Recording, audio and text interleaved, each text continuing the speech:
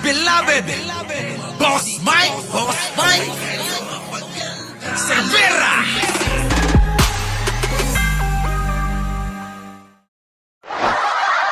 Ay, no. Kakatuwa to nga to. Ay, Rocky, may papakita ko sa'yo. Oh, alam ko nanonood to sa akin. Nanonood talaga. Eto, Rocky, yung kakampi mong isa. Napalabas ko na to kagabi. Ito, Rocky, pakita lang natin kay Rocky. Rocky! Pakita lang namin sa'yo to, ha.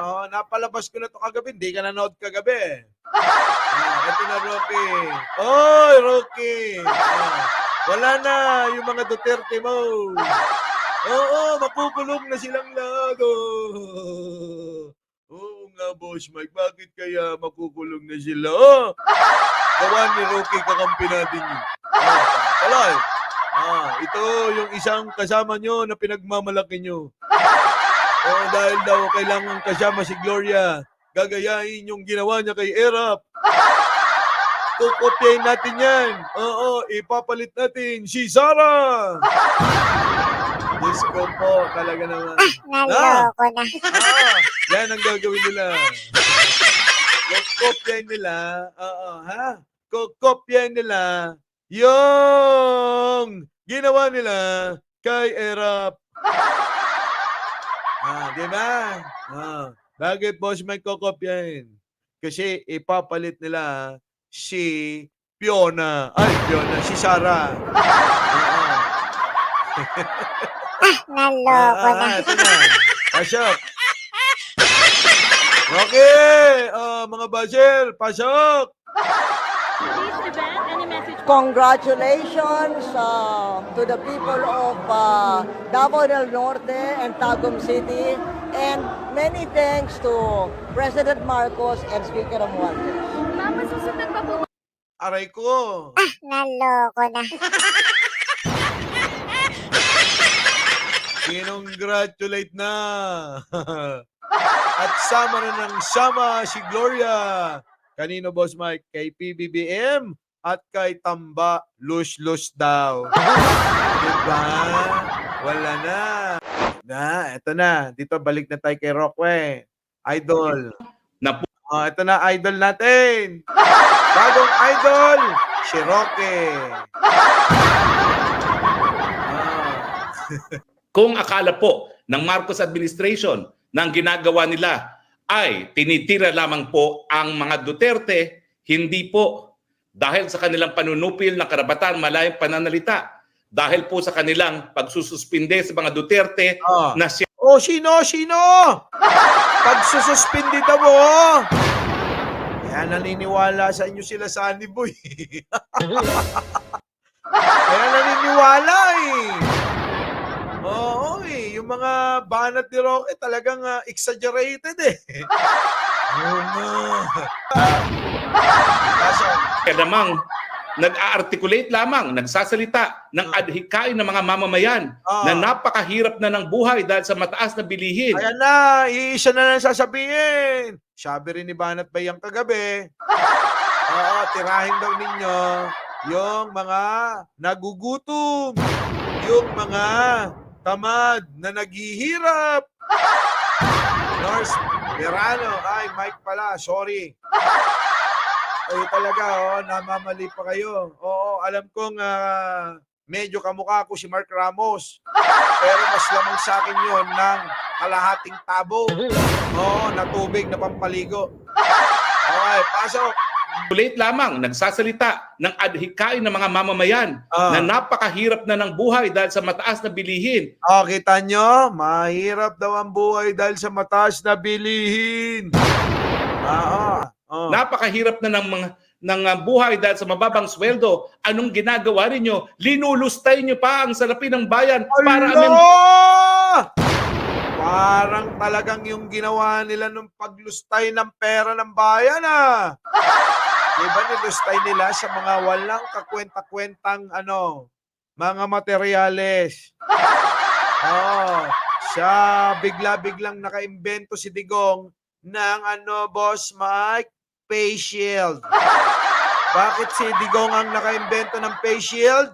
tayo lang ang nagsuot ng face shield noong pandemya.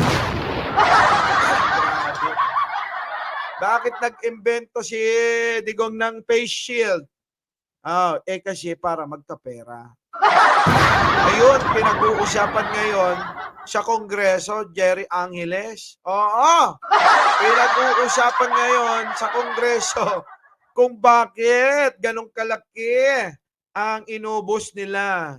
Abay, 40 bilyones mahigit ang ginastos pala roon. Diyos ko po, bilyon! Etong si Roque, nababaliw na ito. Siya mismo ang gumagawa ng mga fake news niya. Pinasinungalingan na nga itong pagsibak daw, planong sibakin daw sino, Boss Mike? Si Baste. Kasi alam naman nila Bakit kanyo? Alam naman nila na dapat talagang sibakin si Baste. Mga abogado ito Inuunahan lang nila yung issue para para mapasama. Sino? Ang administrasyon ni Pangulong Bongbong Marcos. Tingnan yung mga sinasabi niya. 'Di ba? Yung mga sinasabi niya tuloy-tuloy Gagamitin nila yung mga maliliit na tao. Pasok. Tahan ng saligang batas ng kayo po ay manatili sa kapangyarihan habang buhay. Yan po ang Ano naman kung habang buhay, payag ako. Kayo ba payag? Habang buhay na lang si Pangulong Bongbong Marcos. Habang buhay na lang si Pangulong Bongbong Marcos, payag na ako.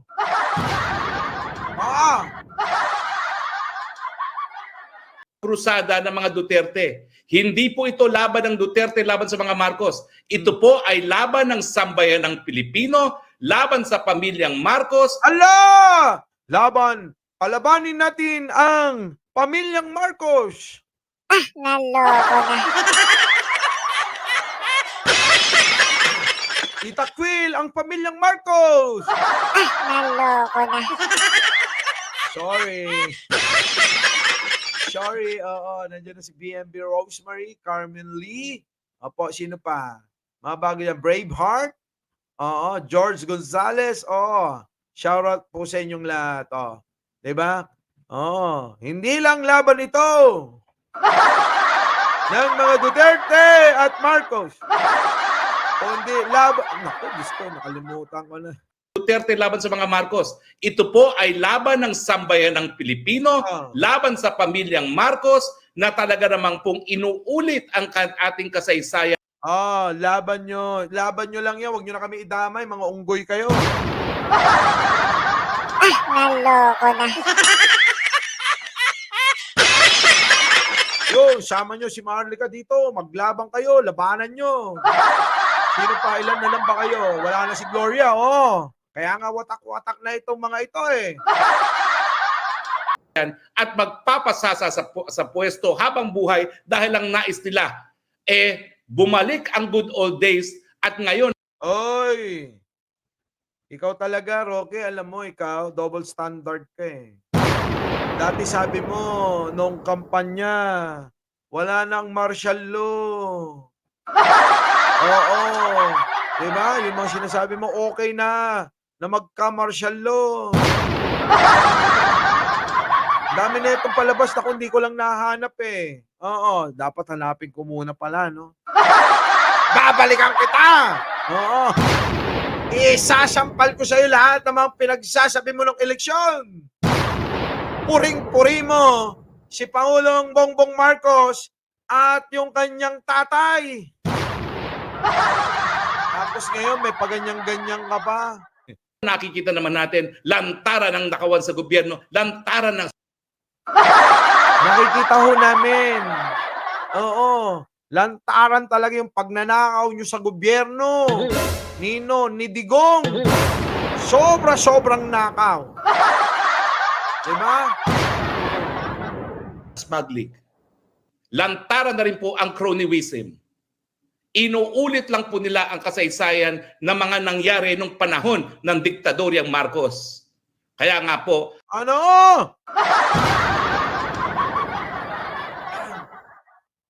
Alam nyo tong si ano, sino ba tawag nyo rito? Ibang klase talaga to, no?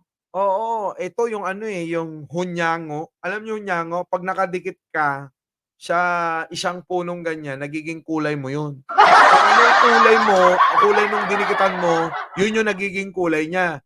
Kapag lumipat uli yan, dumikit sa ibang kulay, yun uli yung nagiging kulay niya. Bullshit. Grabe kasinungaling nila. Oo. Sobra ang kasinungalingan talaga.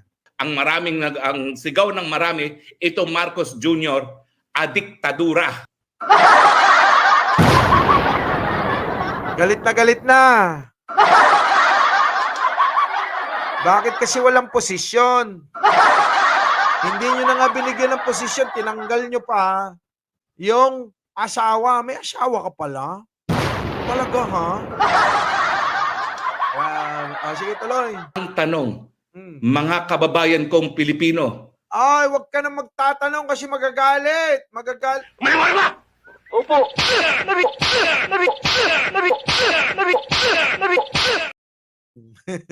Para sa iyo 'yon. Tuloy. ano pong gagawin natin? Ayan na! Anong gagawin daw natin? Mga kababayan kong Pilipino, dahil si Duterte ay naaapi na. Aping-api na sila. Oo, dahil 51 billion lang ang nakuha ni Pulong. Oo. Si Duterte ay trilyon. Aping-api na sila. Si Sara gumagastos ng confidential fund sa isang iglap lang. Aping-api na sila. Marcos. Kaya nga po, ang sigaw ng marami, ito Marcos Jr., diktadura. Oo, marami ba? Marami ba sumisigaw sa inyo? Marami ba? Wala stick na yan. Mga kababayan kong Pilipino, Ayan na, mga kababayan niyang Pilipino daw. Makinig kayo yun. Aloha. Oo. ano pong gagawin natin? Uulitin ko po, ang pagsuspinde kay Baste Duterte ay hindi lamang po pag-atake sa mga Duterte. Ito po ay atake.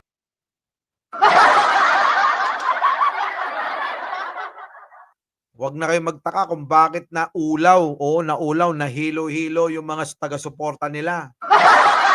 Biruin mo, wala naman yung ganong binababa.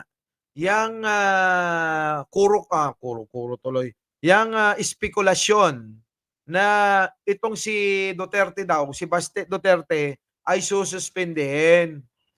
Oo, sa kanila lang ho galing kampo yan. Sila lang ho nagpakalat niyan. Sila lang nagpakalat na masususpindi daw si Baste. Naglabas ng statement si Benhar Abalos. Ano sabi? Chismis daw yan. Galing lang daw sa bolang kristal. Ano yan? Sa ulo ni Banatbay o ni Morales? Sa lahat ng mga Pilipino na hindi sasang-ayon sa patakaran ng gobyernong ito po. Ito po ay Kayo yon, kami hindi. Sang-ayon kami. Naloko na. Lahat kami sang-ayon dito. panunupil sa lahat ng magsasabi na walang basihan ang panunupil ng kalayaan ng malayang pananalita. Wow. Ito po ay panggigipit sa lahat ng kinikilalang kalaban ng gobyerno. Naku, Diyos ko, ba't ba kayo lumalaban sa gobyerno kasi? Ngayon inamin mo na lumalaban kayo sa gobyerno para ano? Para kayo pumalit. Lumalaban kayo para maagaw nyo ang pamumuno.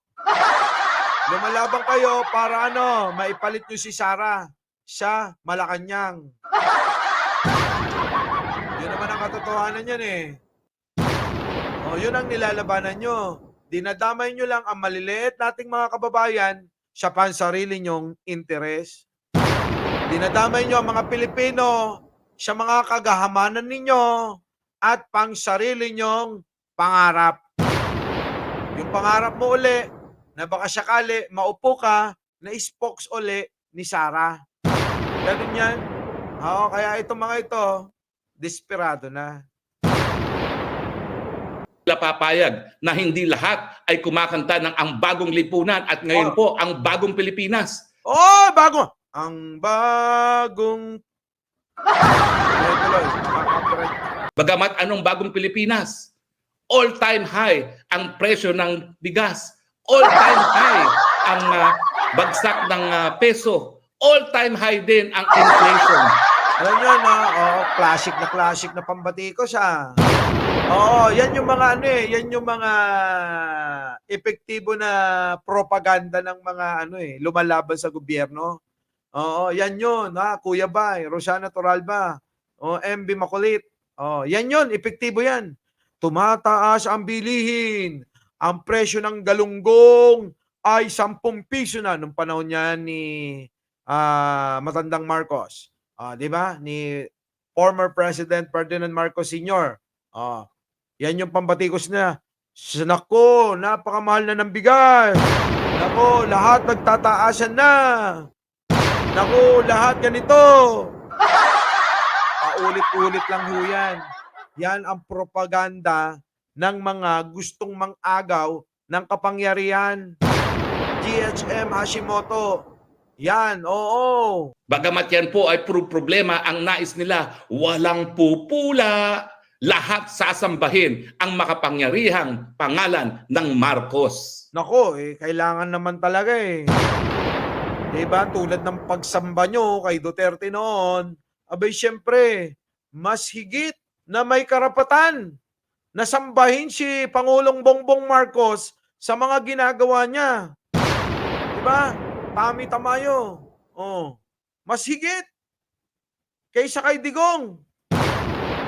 Kayo, sinasamba nyo. Mamamatay tao. Mga rapist. Diba? Alam nyo na, diba? Buti na lang talaga nagkaroon ng social media. Kung eto si Roque, naririnig nyo lang to sa radyo at saka telebisyon, malamang lusaw ang utak ng mga tao. Oo. Diba? Our beloved Boss Mike Cervera.